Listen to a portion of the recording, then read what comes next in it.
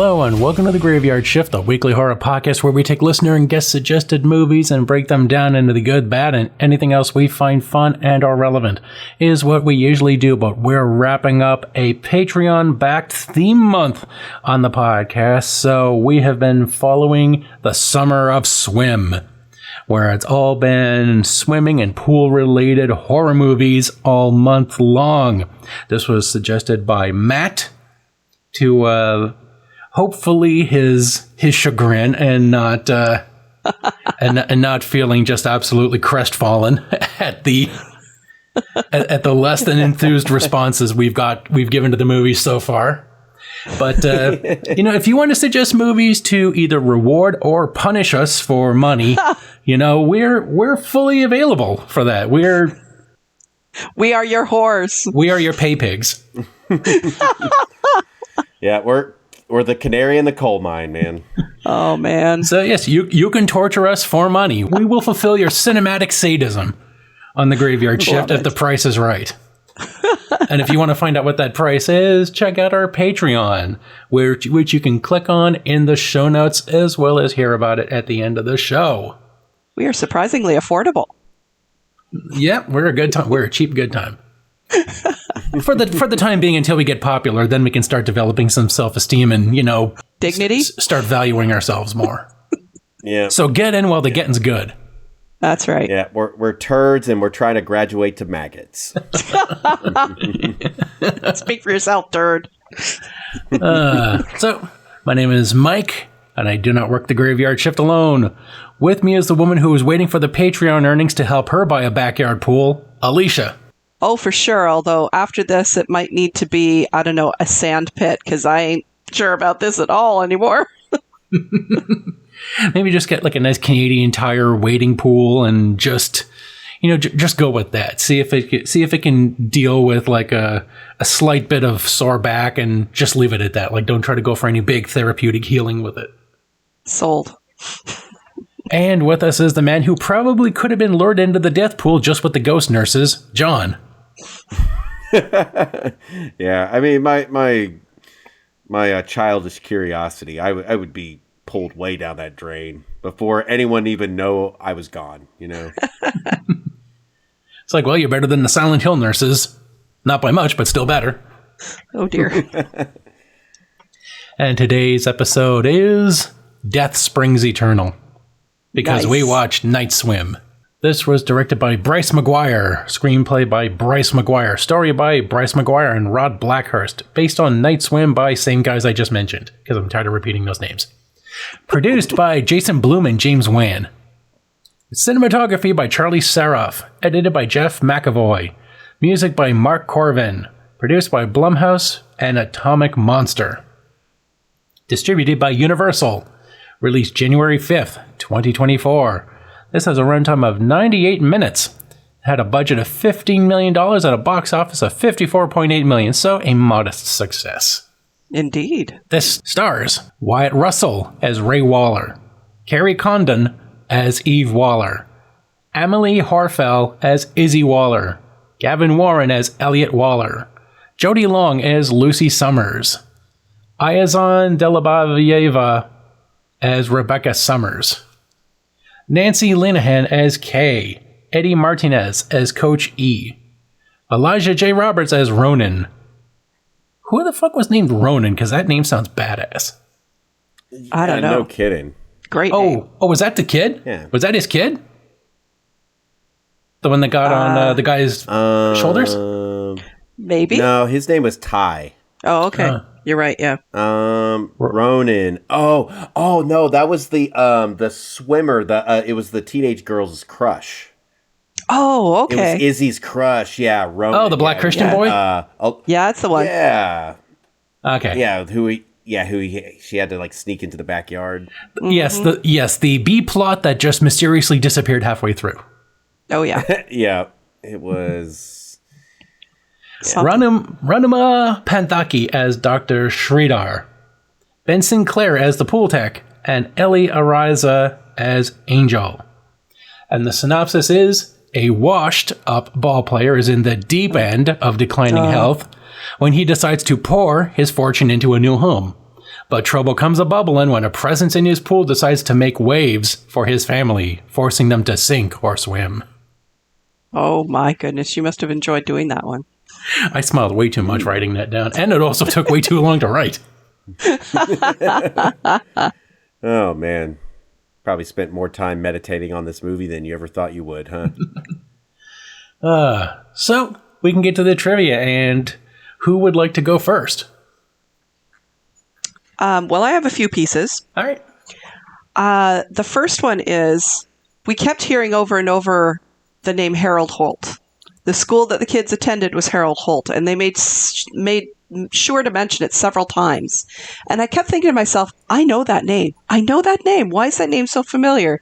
And it's because I read a book by Bill Bryson about Australia called In a Sunburned Country, and he mentions in there the true story about Harold Holt. Harold Holt was the Australian Prime Minister who was an avid swimmer, and he disappeared and presumably died while swimming in the ocean. So I thought that was a cool little comeback.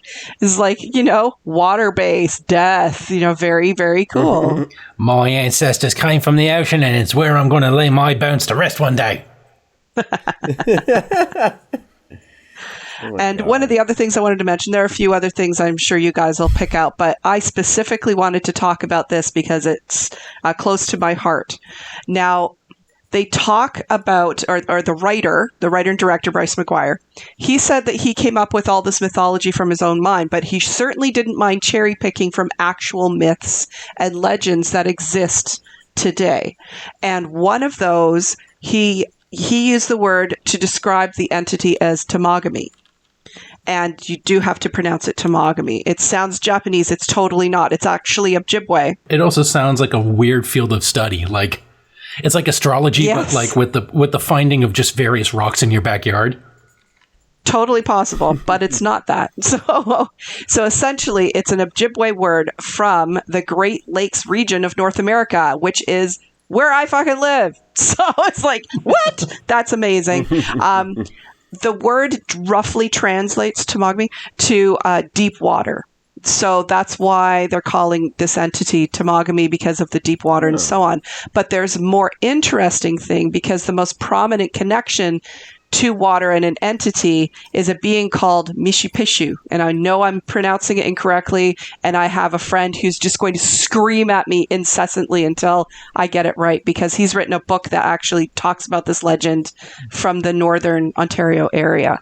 But it's considered to be an underwater panther-like creature, and it's a legend that both heals and harms. It's a protector of the water, but it also has like a very serious issue if you are being a jerk, I guess. It's a force of nature is the best way to put it. It can cause storms and dangerous waters. And I kept thinking of the fact that Mishipeshu, they're using this legend and the term Tamagami as well to describe this new creature, this entity, this water entity. And I thought that's really cool, because backyard, I mean, this is my backyard that they're talking about. So anyway, I wanted to mention those two things.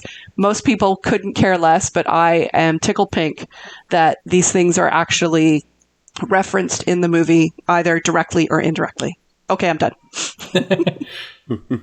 I'm just kind of glad that he didn't call the creature a Tamagotchi. Yes. I killed mine. I'm so sorry. I want to leave the pool, but it keeps telling me I just need to feed it one more time. That sounds like that joke in like Scary Movie 3. Oh, which one? Like the Grudge kid. He just like, they're trying to make it sound like he's speaking Japanese, but all he's doing is saying like Japanese like companies. He's like, Mitsubishi, Honda, sashimi, Pachinko. It's just like, yeah. Oh God. Yeah, Tamagotchi.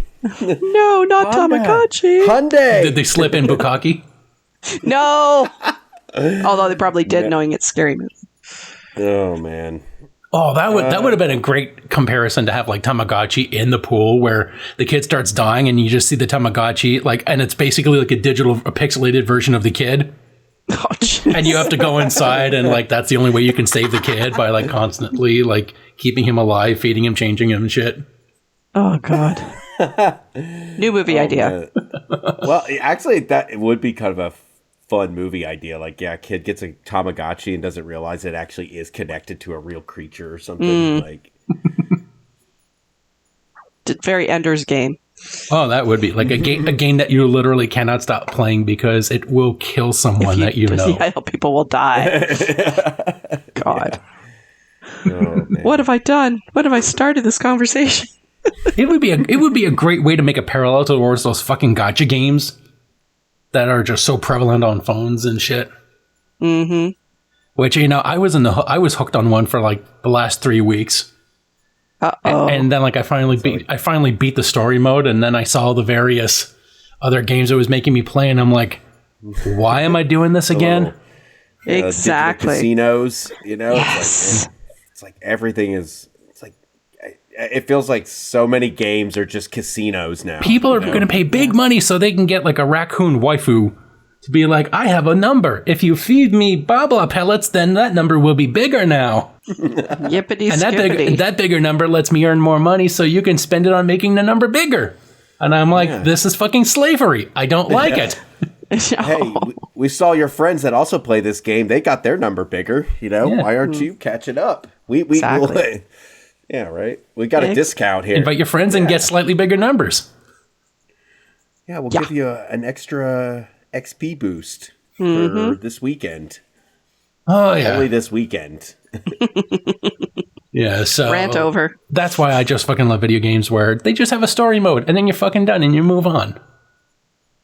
So, John, what was your trivia? I couldn't dig up a whole lot on this, but just a fun fact, as we know, Wyatt Russell, he is son of famous actor Kurt Russell. And Kurt Russell was actually a very good minor league baseball player. And he actually would have made the MLB if it were not for an injury. So, fun little coincidence there, being that, Wyatt Russell plays a former baseball player in the movie. Yeah. But, and I guess maybe just as a more minor fact, there was actually a short film of Night Swim originally in 2014. Like 3 minutes or something? Something's crazy short. Yeah. It was a pretty simple idea, just about a woman terrorized in her pool by an evil spirit to James Wan's atomic monster. And then, what they did was director Rod Blackhurst and Bryce McGuire, they sold a feature-length adaptation of this short film in 2018. And then McGuire was set to direct, James Wan's atomic monster. So they basically worked hand in hand on this. So kind of interesting to think, kind of similar like to Evil Dead, how that initially started off as a short film called Within the Woods. Just seeing how it can eventually blossom into a bigger idea. Though I would say maybe this movie didn't quite have the runaway success that Evil Dead had. But true. Just interesting, correlation. So, but that's really all I could dig up on trivia. There wasn't that much outside of obviously what Alicia covered in great detail there. There was one other thing about Wyatt Russell. While Kurt Russell, his father, was a minor league baseball player, Wyatt actually was a really talented hockey player until he was sidelined by injuries. So father, like son. Oh, damn. No kidding. Well, shit. Just looking to get their face on a trading card somewhere, but fate's just fuck you. You're just you're not that good. You'll just have to be an actor. That definitely adds a lot more context for why he was probably selected for the role. He's able to put a lot of maybe his own personal experience into it. Yeah. Frustrated desire. I could have been somebody. Yeah. Exactly. Yeah, when you could have been a contender. I'll just have to settle for being a handsome, rich, multimillionaire movie star. Yeah. I guess when life just doesn't go exactly the way you planned. And that sucks. What a shame. No, I got to spend time with my amazing, handsome family and my gorgeous wife. Oh no. Oh, and I get to sit around. I get to sit around doing absolutely nothing. Oh, the agony. My unfulfilled ambition to just fucking spend as much time away from home as possible. I always wanted to be a shoe salesman. I watched Married with Children and thought that could be me someday. Okay, so my trivia is this was the first movie produced by the combination of Blumhouse and Atomic Monster following their merger in the beginning of that year, January 2nd. So, yeah. I think we've covered some James Wan movies before and some Jason Blum movies, and this was their first merger. And it was, well, we'll get into how it turned out, but yeah, this is like the Square Enix of horror studios. Nice.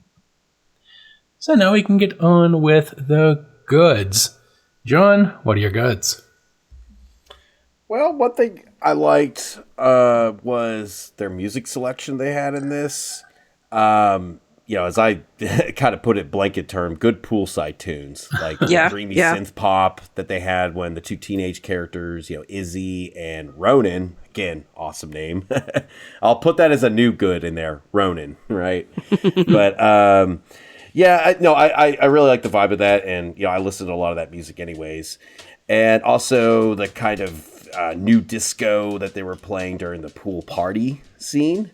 And then, of course, their original track that they came up with at the end credits. Oh, what a banger. So I at least got to commend to that. I love good music in movies. And, of course, just a shout out to Wyatt Russell, because, he is son of Kurt Russell. And, Kurt Russell's been in some of my favorite movies of all time. And then Wyatt Russell was in one of my favorite Black Mirror episodes. Oh, I didn't know 3. That. Yeah, I think it's the first thing I ever saw Wyatt Russell in. But it's a pretty cool episode. It's from season 3. Okay. And, outside of that, too, I like the premise of this movie. I mean, it sounds, if you say it out loud, it sounds ridiculous, a haunted swimming pool.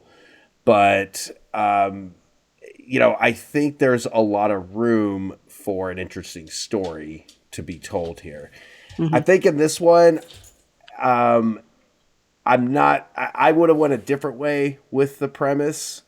But I do appreciate that they built a lot of, I do appreciate the suspense that they built with not really showing the, the people possessed by the pool until a little bit later. In fact, I thought they started showing them too early, because I thought they were doing really good with like building up the suspense and the even the mystery too, because you knew something was off, but you're wondering if it's kind of similar to Poltergeist, or you do get told or teased in the early in the first scene of the movie of like what the creature is, but you still don't really know its nature.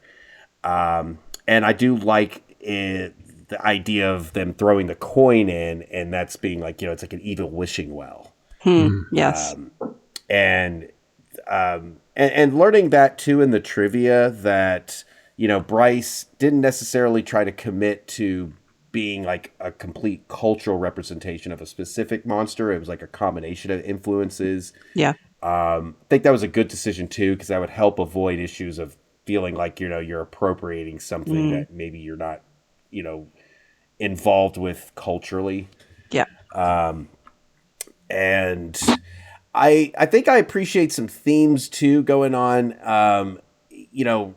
talking about sacrifices, whenever maybe one part of our life is reaching a sunset and, we have to go a different path. Maybe life doesn't always go the way you initially dreamed of. And, reflecting on, in this case, it's a story about like people having to sacrifice a family member. In this case, it could be like a parent sacrificing a child, like in the case of the Wallers family and for the Summers family.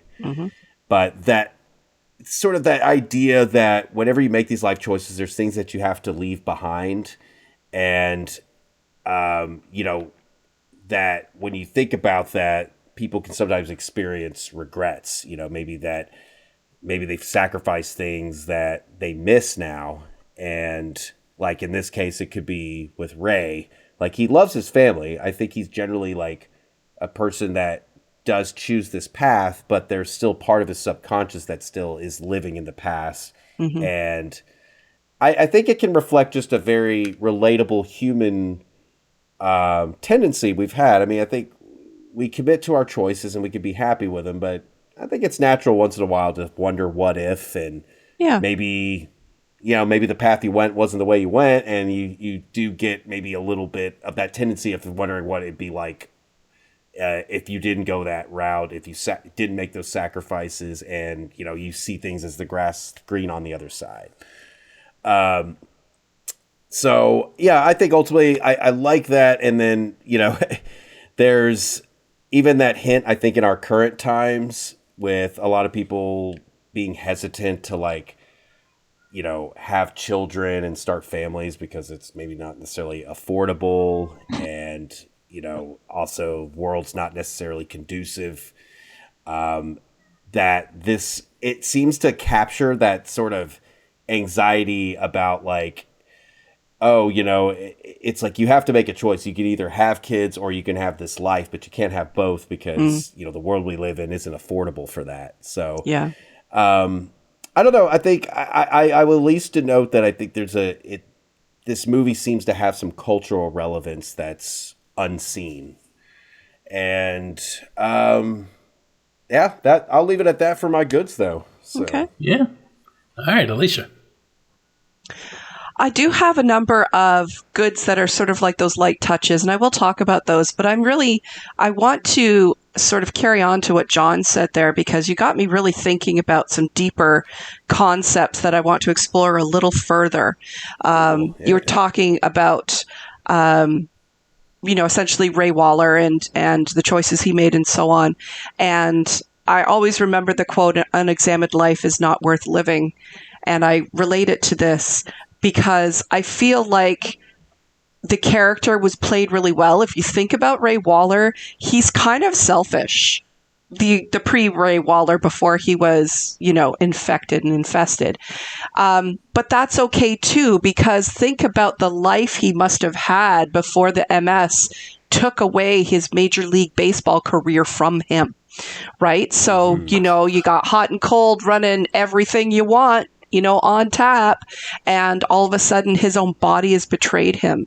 And he seems so nostalgic and wistful for the past. He's looking at the old video footage, and he's got his garage is like this shrine to his past life. And I was thinking to myself while I was watching the movie, he's so selfish. He's always looking back. He's not looking forward, as you're talking about. But then I realized, as you were talking, John, it's okay to grieve the life that is no longer yours, the path that is either not taken because you chose another life or another life was chosen for you. It's okay to grieve. And he did finally come to Jesus. He really did come to the end and realize what was important, which to him was family. And he made the ultimate sacrifice. And I believe that now that has become a very strong good for me, whereas I was originally going to put it as a bad, saying, oh my God, this guy's such a selfish asshole. Actually, that is the point. And yes, now I see it. So I feel kind of dumb, but at the same time, I'm glad at least I had this epiphany in time. So I just wanted to say kudos, John. Thank you, because you helped me revert some thoughts that I'd had about this movie into something more positive. Yeah, cool. Well, hey, cool. That's awesome. I was like, there's definitely some antagonism with Ray for sure, but it's like, I feel like in the end, I still felt like he was a decent person. It's like, yes, it's like it's human. He's human. Absolutely, and the vibes with this family, especially before all the shit started happening, I wrote down here sweet family vibes. I really love the connection that the husband and the wife and the two kids had with each other. The last night of normalcy was a great night. They had a wonderful time, and I can also relate that back to another movie that we've watched, which is The Color Out of Space. Remember, they had great last night before everything went to shit.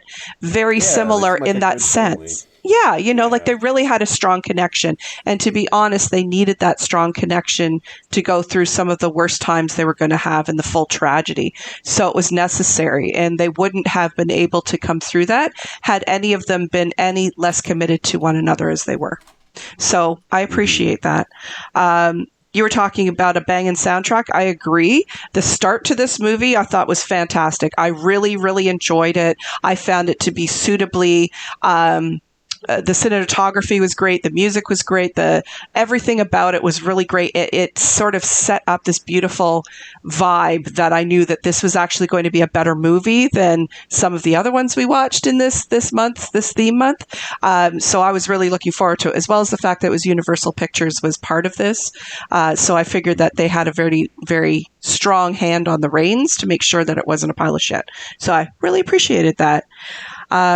Some of the other things, I thought there were some one-liners in here that just made me bark laughing. Like that laugh snort that I have sometimes. It's that actually happened. I love when Izzy is telling Elliot, and Elliot could not give two shits. Like, I'm having somebody over.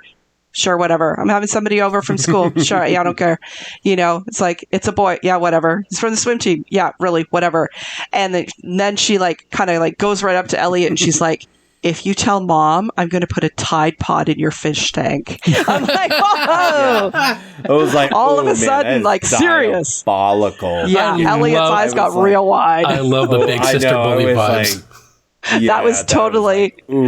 yeah, I love you, but I will kill you. I will defend you to the death, but I will also torment you to death. I will kill your fish. Yeah, pretty much. Yep. So I thought that was hilarious because it just, to me, that is a perfect older sister, younger brother vibe, especially because he is not picking up what she's laying down because he's 9? He doesn't give a crap. He doesn't understand about, the intricacies of male-female relations when you're a teenager. Yeah, so... if anything, that means his big sister's going to leave him alone while he can play. It's also true. He's all for it, right?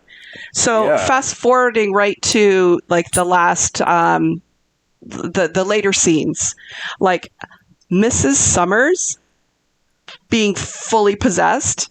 That was super creepy. Now, I do have some bads of that too, and I'll leave those for later.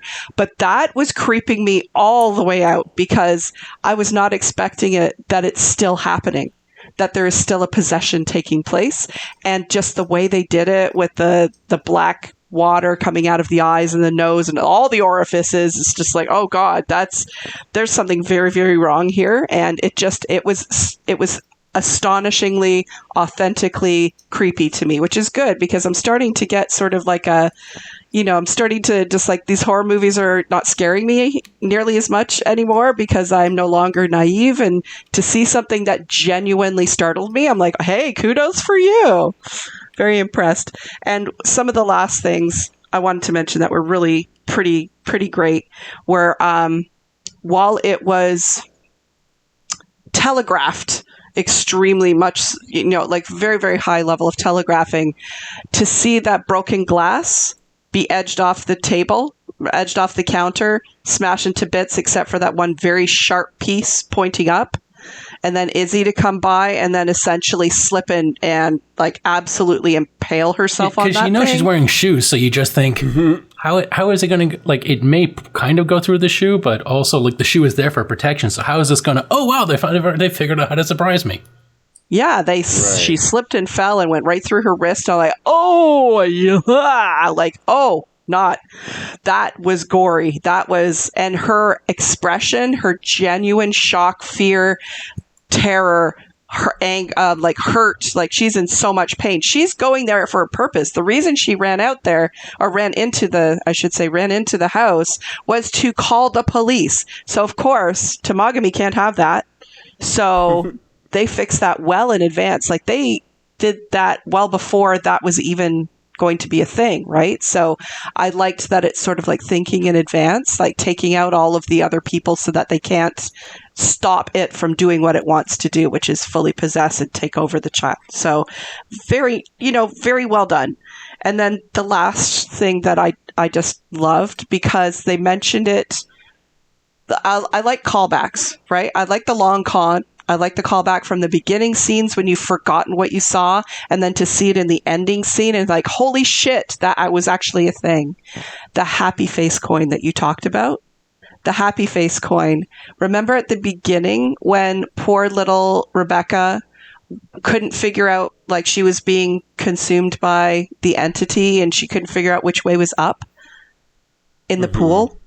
And then for her to call back to that happy face coin and show Mom how to save Elliot because she was swimming down, not up. I'm like, brilliant. And the only way to make that, like it was so poignant because that particular coin was the last thing that Dad ever gave Elliot before all the bad things happened, right? Yeah. So it meant so much, not necessarily to Mom, but it meant enough that Rebecca retrieved it. And then she used it. And it just, like, to me, it was sort of like a 360, like, come full circle. Oh man, that's awesome. Not all of the drowned creatures are angry and looking for vengeance. There's some who still want to help the living. I'm like, oh, that was so poignant. And I loved the ending of that, of that particular scene. So there were a lot of positive things about this movie, and they just, I'm really happy I watched this one as the last one. So I think that'll do it for me. Okay. So, my goods. Excellent opening with the kid in the pool. Great cinematography. Mm-hmm. The flickering of the lights, the tension, the quiet. It's a good lead up and everything, yeah. Also, I have to agree, very likable characters, great family chemistry. Like, you could actually, like, feel the authenticity of the way they interact with each other, with, like, the loving little jokes and then the little threats, like the fish tank Tide Pod. Yeah. Great jump scare with the hand. Yep. Oh, damn, yeah. Nice callback to It, it felt like. Just with there's another callback to It, too, yeah. Yeah. Oh, yeah, I guess, too, kind of thinking of, too, like, when he comes out of the bathtub and all that, just kind of aquatic setting, Also, like, great acting on the son's part when his dad hits the ball into the skylight, and he just, like, a great glimpse of his face to evoke, like, he's dreading the return of baseball dad, because that means the end of home dad. Yeah. Oh, yeah, that's true. Everybody else was cheering, and this kid's face just looked like he dropped his ice cream cone in the dirt. I guess, I didn't really write any goods, but I did want to say I kind of really did like Elliot kind of as a character because he was kind of relatable because I wasn't someone who was that very invested in sports. And so it felt kind of like, he was like trying to perform for his dad in a way to kind of get that validation, but he really wasn't that into it, And, he has a little more close connection with his mom. He's like, he takes after his mom a bit more, and I don't know. I think I can relate to a little bit as not being someone who was very, like, who wasn't super athletic as a kid. I tried sports, but I wasn't necessarily the first pick, Yeah. Okay, and the pool demon, I thought I wrote down as a good. Looks like Toxie, because it just made me think of Toxie. It really, yeah. To me, it looked like Creature from the Black Lagoon. Yeah. It just, like, pops out. Or like, oh, there it is. There's the threat. And we were talking about the shard being knocked over off the table. I put down Ghost Cat. Pat, smash. I didn't do that. What? Wait, you walked up? Yeah, I did that. So what? It was on my shelf. That's right. You should know better. I also loved how what happened with the daughter ended up mirroring her father's hand getting sliced at the beginning. Mm-hmm. Nice little symmetry. I hadn't thought of that. On that. Interesting. I had not thought of that. Very smart. I did not pick up on that. Cool. Yep, and it's just a great scare, even when you see it coming, because they twisted it just enough where you're just like, oh, it's coming, it's going to go through whoa, that's different. Yeah. So that's pretty freaking good. Another thing I loved was the possessed dad chasing the daughter. Marco? Yeah. So that means that it was that the spirit being possessed was like totally watching what she was doing with that boy. That Oh, boy. yeah. He's like, keep going. Wait, no. It's like, don't let me stop you, right? They're like, wait, do you hear something? Like, no, nobody's here. I swear, I heard somebody over there. And at the end, I love the like the dad making the sacrifice for his family after realizing what has to be done. Yeah. It was a heartwarming thing. Like, you genuinely believe that, you know, he really would have liked to have his old life back, but realizing that in trying to pursue it, he has jeopardized his son. And just, you know, taking responsibility and doing what it takes to make sure the family is free. Yeah. That was some good fathering. It's like about getting your priorities straight, right? You know. And my final gut is the nice end credits and the song. Mm-hmm. Yeah, it's a banger. Yeah, and it's visually a treat to watch. So, yeah, pretty friggin' happy with that. So, now we can get to the bads. Alicia, what are your bads? Well, there were a few. I must admit, there are definitely flaws in this. You mentioned Toxie, and I know John mentioned this before we started recording, but we were doing so well. This movie was doing great. It was building tension. It was building intensity. It was really getting creepy. And then they revealed the creature, and all of my expectations went directly into the toilet and flushed it. Oh God! You had $15 million. You could have spent another 60 to find a better way to reveal the baddie. It was just not believable, and it just lost all credibility for me from that moment on. And it took a long time for me to build it back. And I had to look elsewhere. I had to just sort of like, let's just pretend that Tamagami does not look like he just bought that costume at a Spirit Halloween, because that was very, very disappointing. The only other, go on. It's like, I was. It was like you're like. I was wondering why it had like a 4 on IMDb, and then that was the moment I'm like, oh, okay. Lost 5 like, oh, this movie doesn't seem that bad, and then I'm like, oh shit, okay. It's like they couldn't find any waterproof makeup, so they just like stuck on the nearest Scooby-Doo mask they could find, and they're just like, let's go with it.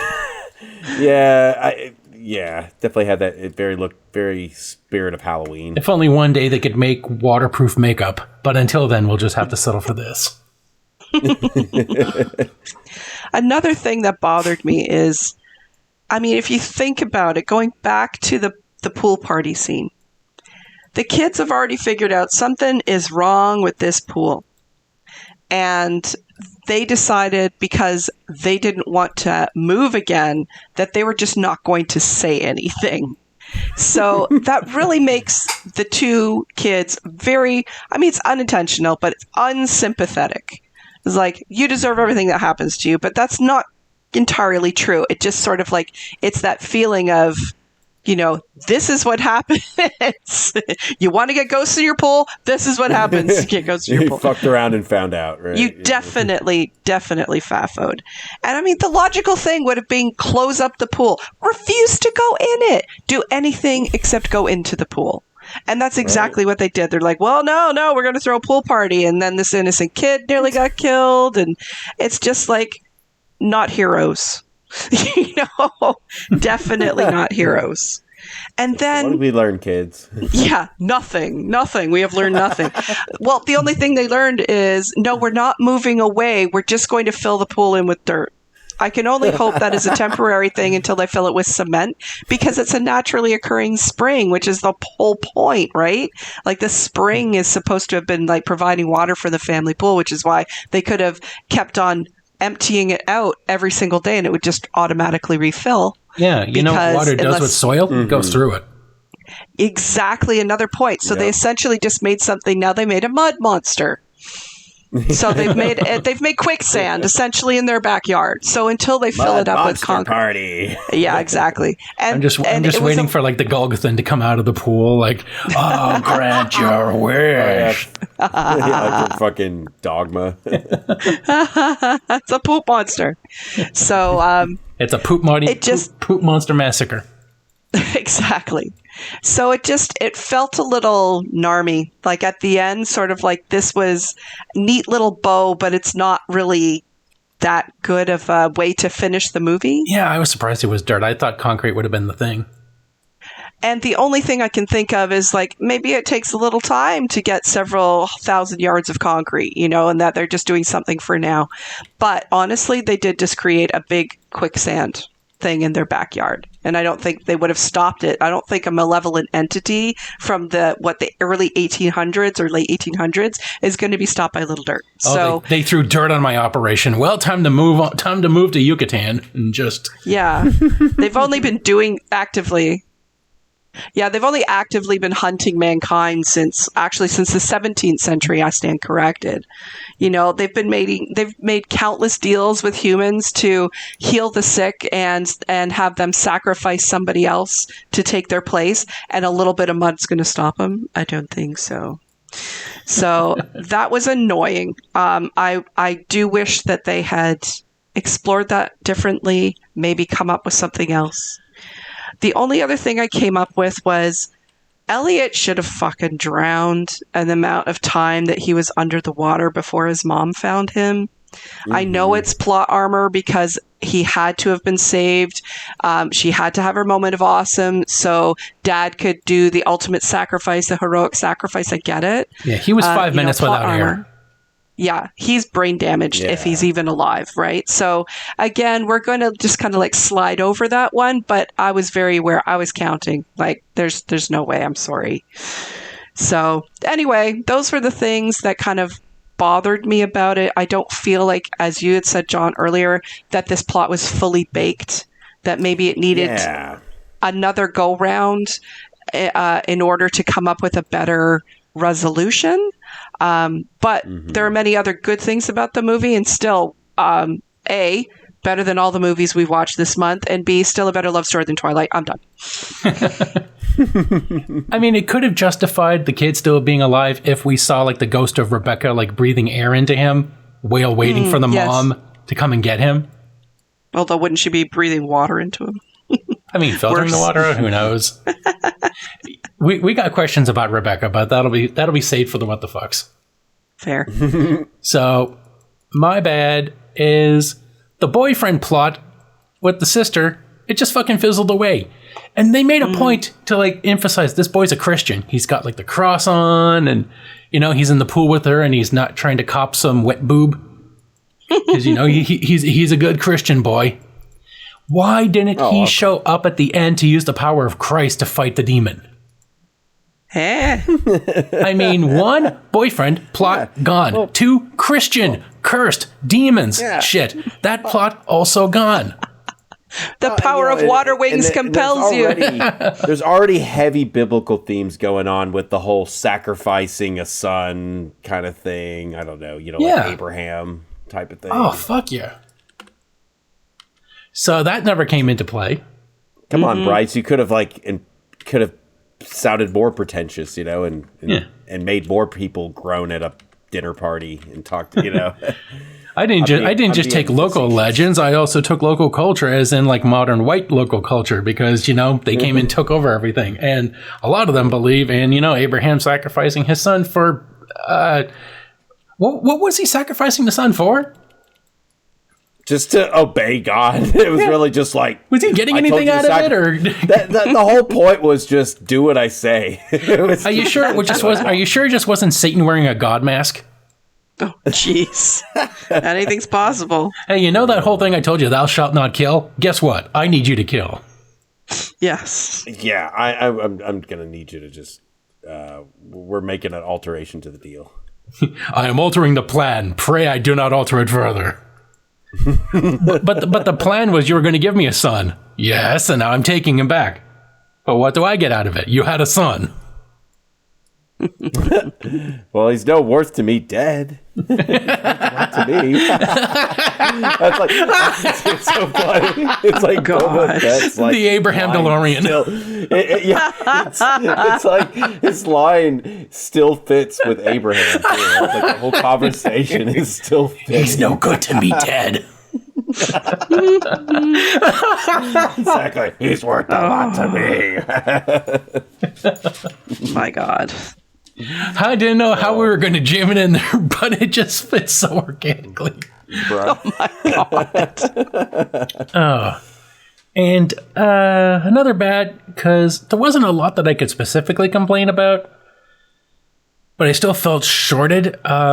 Considering how thin the concept was and how short the runtime is, it still feels padded. Mm-hmm. Oh, it's totally padded. I mean, they took a 3-minute thing and oh my goodness. There's not enough. It's got a mattress around it. I guess it feels like there's not enough connective tissue, so that a lot of these extra moments they feel like padding because they don't tie into the main. They don't really have any consequences later on, you know? Yeah. Yeah, so that's my bads. So, everyone got their bads? Oh, wait, John, what are your bads? All right. So more overarching it, I think the plot structure for a cool premise, the plot structure is very predictable. It's still a traditional kind of like spooky house thing, except it's a spooky pool. Okay, you go in, discover. Well, usually you get the preamble scene where somebody dies in the said spooky house, the previous family, and then family moves into spooky house, starts noticing spooky things. Usually the children are the first to notice it, and then usually one of the spouses kind of gets either they don't believe it's happening or they get possessed somehow. So in this case, it's Ray, the husband, gets possessed, and then it's usually the other spouse is like the investigator, the one that realizes stuff is going on. And so it is, in this case, Renee. Is that right? Oh, sorry. I was about to say Izzy, but Okay. No, I'm sorry, Eve Waller. I was like, Okay, there we go. Yeah, I don't know why I was like thinking Renee. Sorry, Eve. Well, so Eve, and then she goes in and looks up all the stories. It's the same thing where they get on the computer and they look up all they find all the old articles. And what's funny is even like when I paused the movie and actually looked at some of the old articles, and they don't seem to always clearly tie into the house. I mean, I guess they vaguely talked about it with when the pool tech guy was talking about how there used to be spas and all that stuff in the area, and like these natural springs. But anywho, though, it was going to that, so you already realize, oh, there's, you know, people died in this house previously, and then they always had that scene too where they go and talk to somebody who was tied to that location previously, and then they find out they're crazy. So we see that with Lucy Summers. And then it's like there's a last showdown at the end where the evil's conquered, and then maybe the family learns some personal lesson. But, you know, you can see where it's going, is basically what I'm saying. And there's some stuff that as much as I did kind of like that inspiration with, like, say, like the It monster in The Filter, I did think it was a little derivative too. I guess I could put a negative spin on it, but just the way she was like right there and calling out to the kid with the toy, it was maybe a little too exact for me. The other thing is, we've touched on it already, but it's like the monsters, just, they all look hokey for the most part, just like very Spirit of Halloween. The one that grabs Izzy, I made this comment. I was like, it looks like if you had like an inflatable doll of Danny DeVito and it's like inflated. I don't know. It was like and I just couldn't take it. Like, I can't not see I that was now. like, and you know what? And then I circled back to thinking that is kind of terrifying. If fucking naked Frank Reynolds is like trying to drown me in a pool, I think that I that's pretty scary. So anyway, I started blasting. He's grabbing you. Yeah, he starts grabbing you like it's the Jersey Shore episode where he's like, "Oh, the rub ham." Ah. Can I offer you a wang in this trying time? Yeah, right. let's see. The other thing, and this is just more of a small bad, but killing cats, man. Come on. Yeah. Killing Cider. Poor Cider. I hate when they do that because they're like, and they always have to have it as like the first kill, like as if it's on like a lower tier. So it's like, oh, we got to build it up for killing animals first. And I was like, hey, man, that cat's life is worth just as much as anyone else's, all right? Let's stop making it like a throwaway kill. Yeah. Good point. Okay, and for my last bad, and this is probably the bigger one here, I think the ending was a little too much of a downer.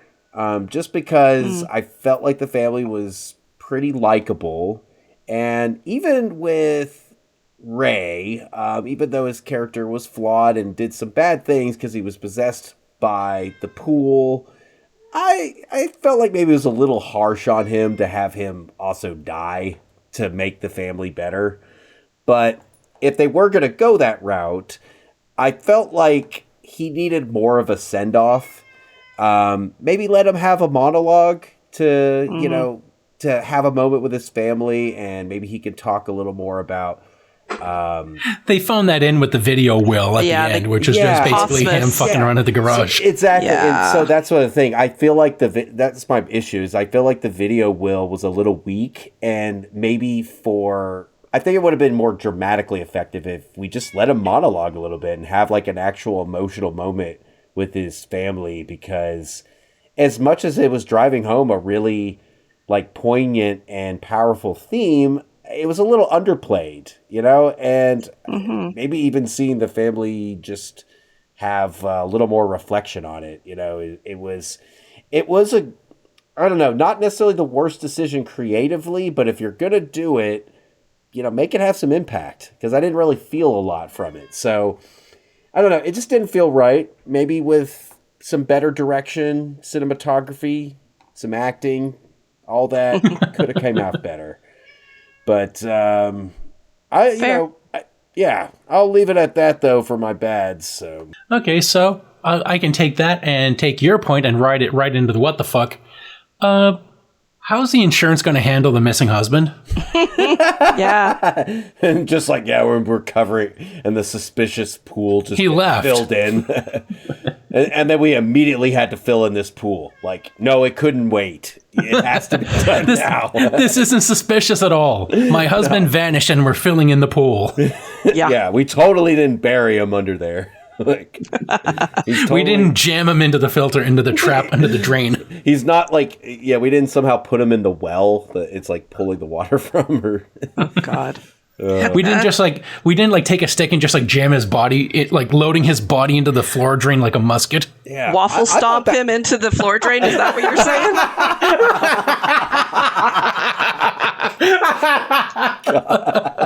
God. Oh, that would be so good.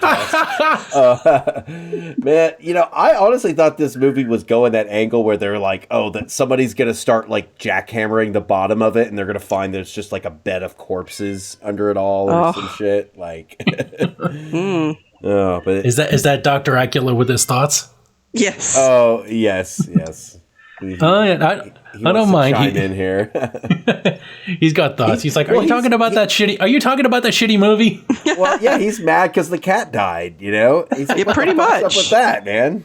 How could you keep watching after that? Yeah, he's like, I was traumatized. Cider, that was his homie. You know. Oh yeah.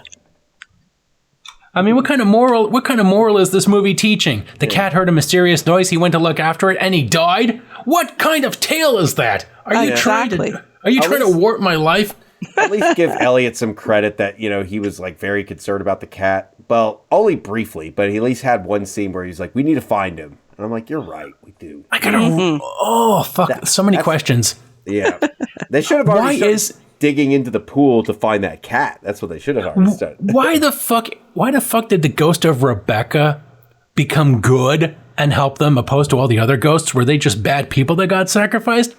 Also, if someone is going to help Elliot, why wasn't it the cat? Yeah. Possible. Why couldn't you have Cider be the ghost that shows up and helps them? Yeah, I don't know. Like maybe the cat can just swim up with the coin. And it's in its like elevated spiritual form because it's like a sphinx, because cats are divine. Just like that dancing Egyptian for like Animal Crossing. The one that does the camel dance on YouTube. I admit nothing. So, again, like that cat would have been great. You just see the cat show up with the coin in his mouth. He lets go. And then we see the coin float up to let them know like you're swimming upside down. Boom. That would have been great. Because, again, if this ghost uses the bodies of its victims or the spirits of its victims to drag people into the pool, why of all the things was Rebecca somehow good? I'll tell you why. It was budgetary. Can you imagine this amount of money it would have cost to get a CGI cat? Because there's no way you're going to trade a real cat to do any of that. Oh, man. I think there's some breed of water cats out there. But again, yeah, like I don't think they like to hold their breaths. Having one flown in for a while would be... somewhat ruinous. It's like, are you It would destroy the budget. Like, are you sure no cats were harmed in the making of this film? Another what the fuck... What if the pool was like a monkey's paw? And it turns out that the Summers family sacrificed their daughter so that the son could live and become like a disgraced YouTube creator. Oh, jeez. He's not a war hero. He didn't solve like famines in Sudan or some shit for the UN. He's just some big bloated acne-riddled loser. That's like the follow-up to it. It's like how the family now is coming after him because they sacrificed their daughter for this and he squandered it. And then now they're after hunting him, He's not even like a good YouTuber. It's like, his family's wishing he would do those ASMR videos. Oh, jeez. Compared to the egregious shit he's doing where he's putting out like conspiracy videos. About how, like, the Egyptian pyramids are actually related to the Easter Island Moai statues because, both cultures figured out how to pile rocks on top of other rocks. Yeah, his greatest... They had triangles. Why would two different cultures have triangles? Think about it, people. Open your eye and do some research. His greatest achievement in life was appearing as like a guest consultant on Ancient Aliens, Just God. Constantly milking his sister's death. Jeez. It's like a shitty version of Fox Mulder. I had a sister once and then she vanished. Oh, man. We really got a lot more out of this movie than I anticipated. Well, at least he didn't turn out to be Jake Paul. That's all I got to say. God, yeah, no kidding, man.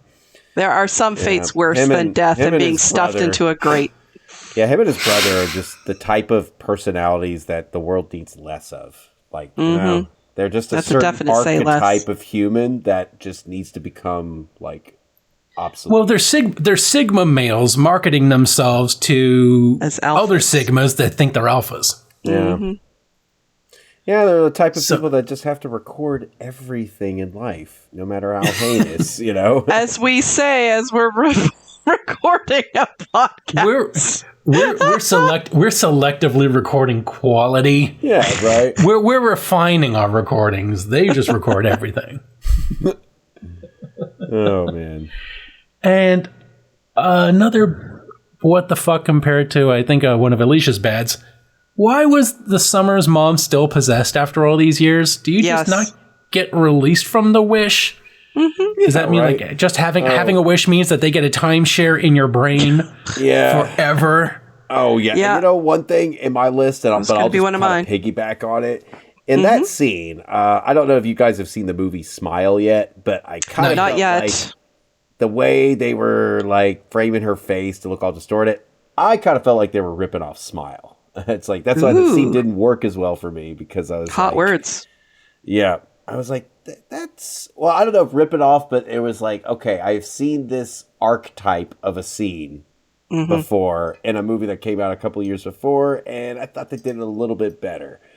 But just the whole idea of having like a chill conversation with somebody and feels like you're going to get some information, get a little bit more security, and shit hits the fan. So I also have a what the fuck on that because was she really doing that or was it the mom being possessed and she's just hallucinating this shit? That the old lady's just fine and wondering, what the heck is this Guilo talking about? Like, why is she looking at me funny? Who knows? Yeah.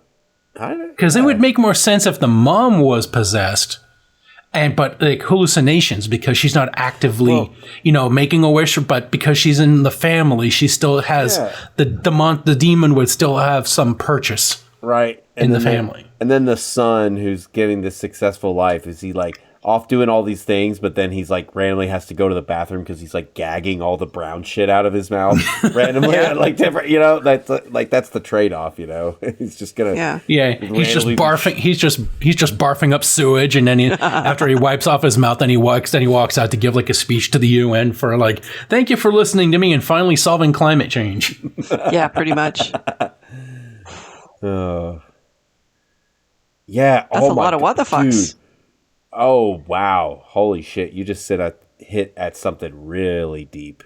Damn. Ooh, sounds like you're doing what the fuck's next. Yeah, because, the guy goes to fucking, go on, solve climate change, be all involved in office affairs. Well, it's like, we have to sacrifice children in having this so that we can go save the planet, It occurs to me, if we want to lower global temperatures by 2 degrees, we need to stop. We need to just more murder children. Approximately 12,000 children. Yeah. A day. Stop reproducing and then, and cut off the faucet right now. Yep. And I'm not just talking about not having these children. I'm talking about drowning them at these specific locations I'm going to put on a map right here related to, let's just say, colleagues of mine. So here we got we got one in Mexico that was discovered by Ponce de Leon, thinking he mistook it for the Fountain of Youth. Maybe it was. Oh, yep. For some people, not for everybody. And then we got one in France that Bernadette Subaru mistook for a spring from the Virgin Mary. Like just like basically debunking all the magic wells and springs throughout history, and he's just like, no, they're child murder pits. Yeah, pretty much. My associates and I have an arrangement. We have an understanding.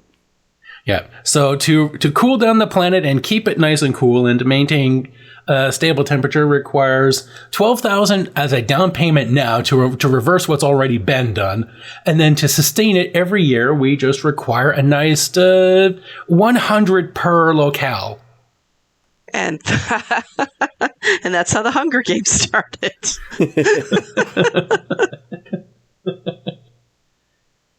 So yeah, that's my what the fucks, John.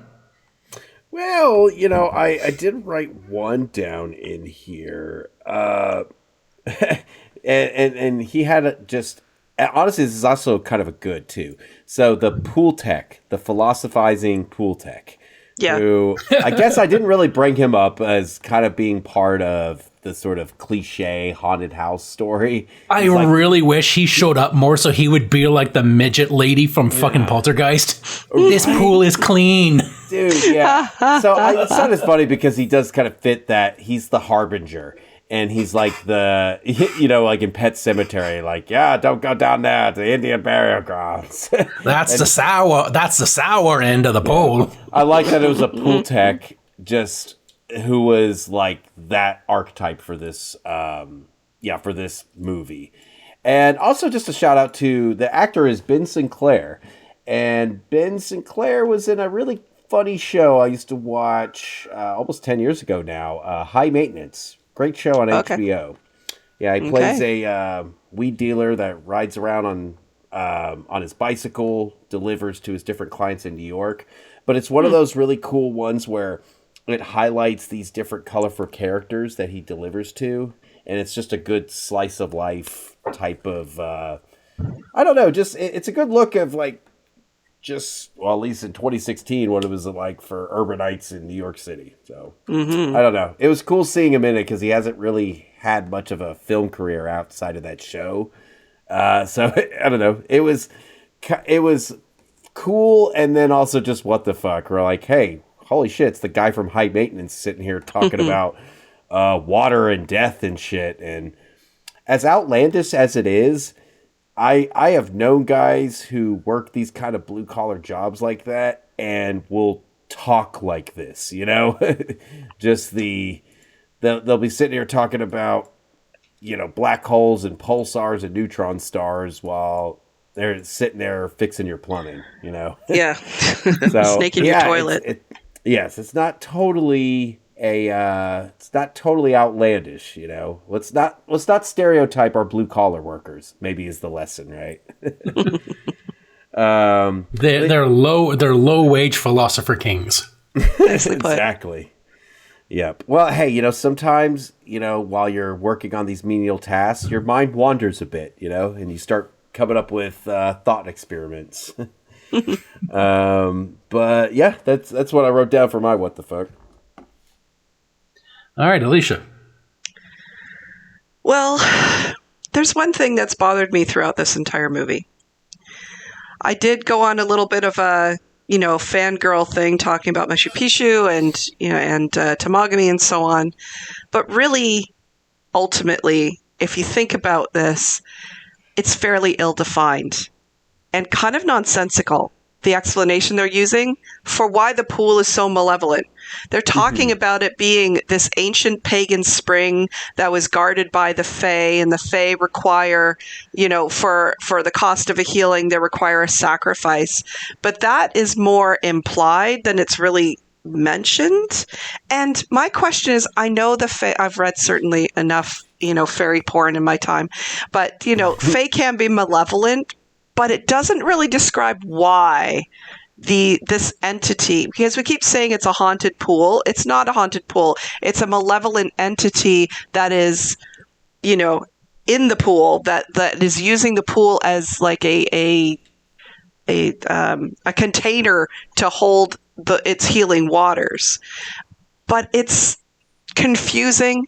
I feel it's poorly developed, that they definitely could have brought more history into this. And because of that, it's a what the fuck, because I wanted it to be more than it actually was. And then to see, you know, like son of the creature of the Black Lagoon to come out of there, just all of it just seemed very confusing, because the Fae don't look like that. I mean, the Fae can look like anything, but they sure as hell don't look like that. So I just didn't really understand what the writer was going for, because they just didn't explain why it was evil or what this water creature is, and why somebody needs to be sacrificed for the water to heal, you know. And so I don't know, I wouldn't say it's a small what the fuck, because it's fairly fundamental to the entire plot. It needed so much more definition, so it's a bad, but it's also what the fuck, because I expected more. And I was left feeling like the ending, as you had put it, was dumb, you know, almost offensively so, because it's taking our intelligence, you know, our relative intelligence, and saying, no, you're not going to need that. Just accept that it's gone now. Baby's gone now. It's all gone. You don't need to worry anymore.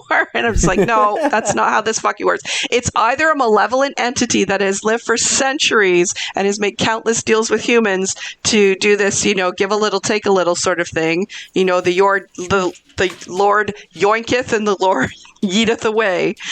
Or it's just some sort of creature from the Black Lagoon that happens to live in this dude's pool. It has to be one or the other. It can't be both. So anyway, that's my what the fuck. Just sort of, it just doesn't fit with me well. Now we can get to the kill of the week. I gotta say, the kill of the week is, for lack of a better one, the opening one, because the dad killing himself or his family was kind of stupid. It doesn't stop the demon. It just means that the demon's now running a quicksand mud pit. Yeah. Yep. I think it deserved to be defeated, you know. It's not defeated. It's just like Pennywise Part 1. It's biding its time. Exactly. Yeah, exactly. Either that, or it just like shifts the water table enough to start bubbling up in the neighbor's yard, and they think, hey, cool. Yeah. Water feature. You're absolutely right. if it's got like the neighbors that are into mud wrestling. Yeah, and as John put it, the creature gets its fucking way, if you think about it. Yeah, it has no consequences. Creature wins. Yeah, it's just like it's almost just like collected its debt, and then everybody loses. Yeah. Yeah. No consequences. Yeah, and that sucked. So that's my kill. Alicia, what's your kill? The only other one that I know of is like poor Cider. I keep thinking, Cider was there trying to investigate like what's going on in this pool. This is my family's house. And it just gets eaten for its trouble. We never see it die, but we assume it's dead. It would have been interesting to see it, some sort of feline-like creature as one of the many. It's like, I don't know. It's transgressive towards cats. I don't like it. So the dad, in exchange for the cat, the dad was able to do some extra push-ups and do some weights. Mm-hmm. That's what he got for the cat. So apparently it works on a biomass index. Oh my god! The more healing you want, the more complicated the medical procedure you need. Like if you need your spinal column fixed, that's like 2 children. It's like those nerves are tricky. Those nerves are tricky. But if you just want to, if you want to get rid of that pain in your hip or the gout, then a cat's just fine. Sacrifice Fluffy. It's fine. Disturbing. It's either like one child or like 2 grandmas.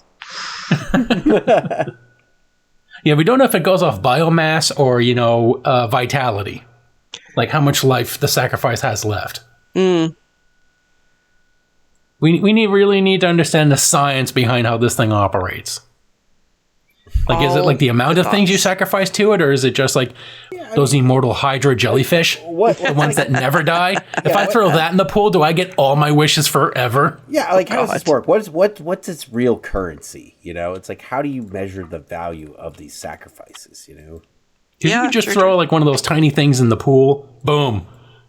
Your legs are great. Your family is safe forever. Every family for in perpetuity because you just killed an immortal. Yeah. Yeah. Right? What if somebody just like put their like pet cicada in there? And it's like, well, this thing means a lot to me, It's like and you're good for the next 17 years. Wormy. Yeah, and you're my good. pet wormy. It's a sacrifice. This is like my child, okay? What if I throw in my tortoise? Does that mean that me and my family are good for the next 200 years? I'm going to throw in this fish. Right. Oh man! I'm gonna throw this. What? Fish It's fillet. thriving. I swear I named this fish fillet. I care about it. Okay. I'm gonna throw this hot dog into the pool. His name was William. I named all the pigs that this was made out of. You're just gonna get like all the bio refuse from the nearby abattoir and just toss that in the pool and just be like, there you got all the way to loophole this. We're gonna find. Yeah. You got 3 tons of meat. So how are we good? Am I good for the next 20 years? Yeah. What's the arrangement? Is it lifespan or biomass? What is it? That's right. Well, it's like imagine like they got one of those like I don't know like one of those market guys like in India or something that like likes to haggle and shit, and then they got him to like try to haggle for the sacrifice and stuff. Like, dude, they'd be there like all fucking night. Just. Yeah, sitting there drinking tea. He's like, no. How about I give you a little bit of this? Would this count for this? What are you trying to do? Bankrupt my family here? No. I must insist on at least 13 eyeballs. It's a great dishonor to leave any money on the table, okay? Listen, right. I'll throw 10 rugs in the pool and you get me many years of bulbs and vagine. Boobs and vagina. Oh my god. I do Bollywood movie in your tribute. You will be played by very muscular, shiny man. Cancelled. So cancelled. Well, it was a good run, Mike.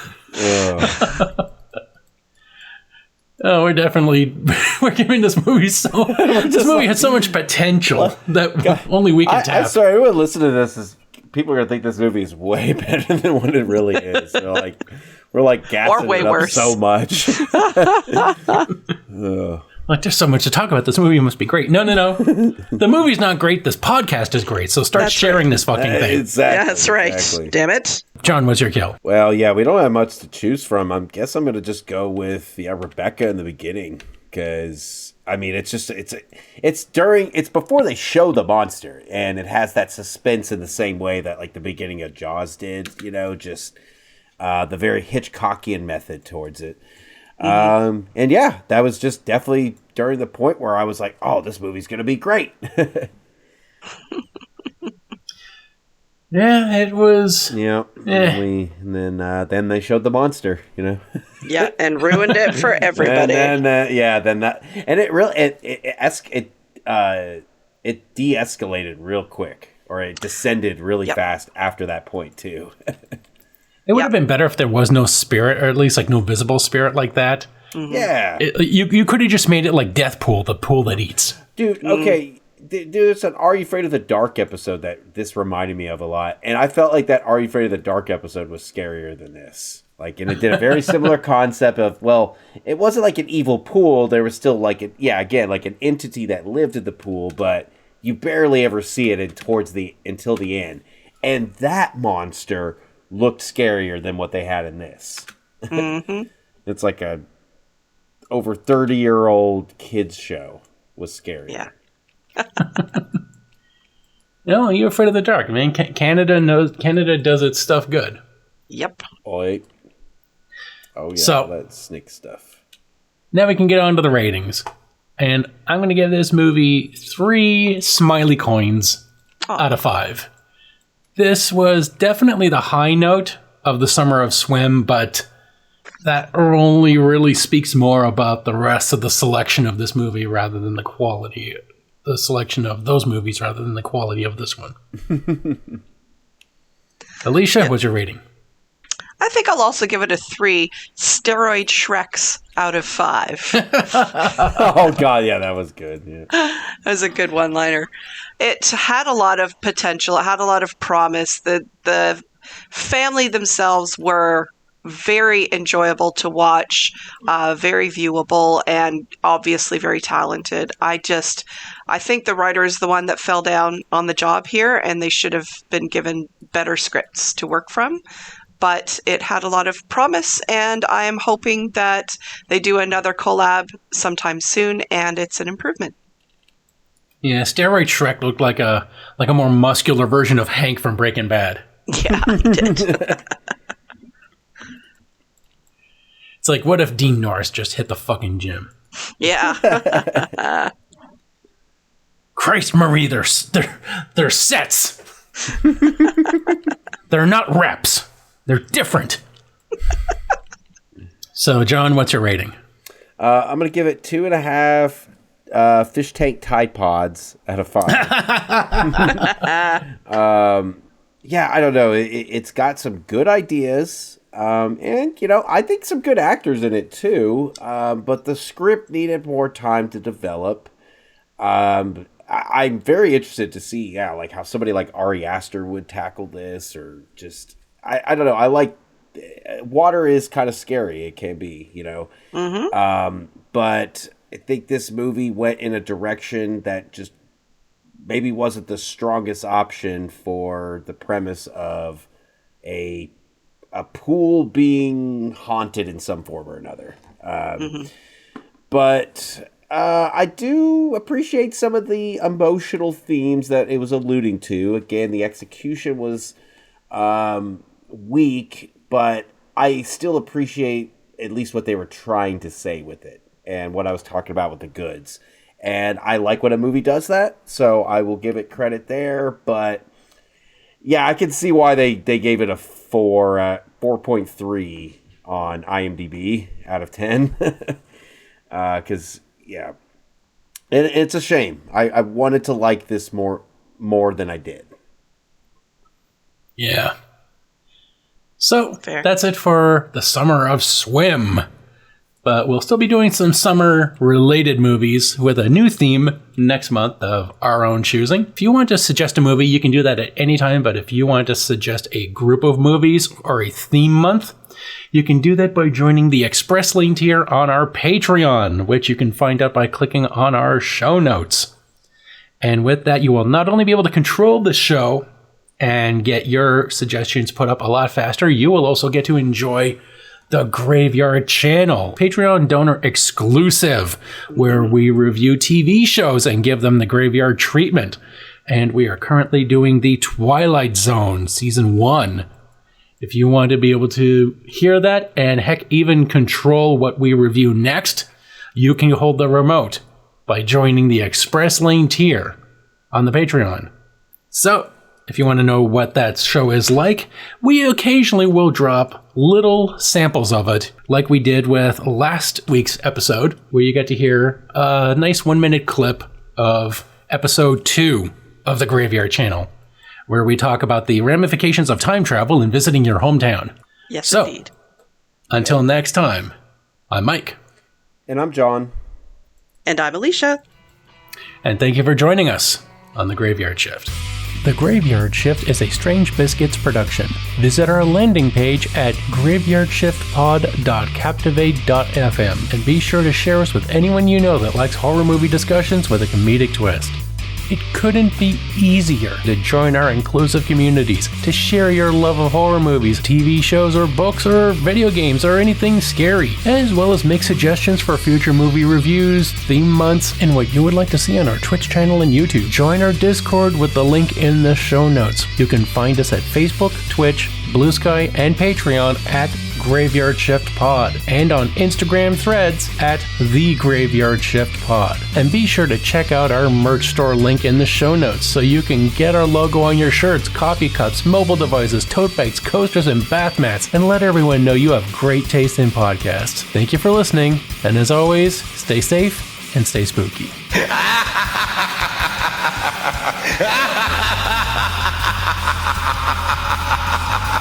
Ha ha ha ha!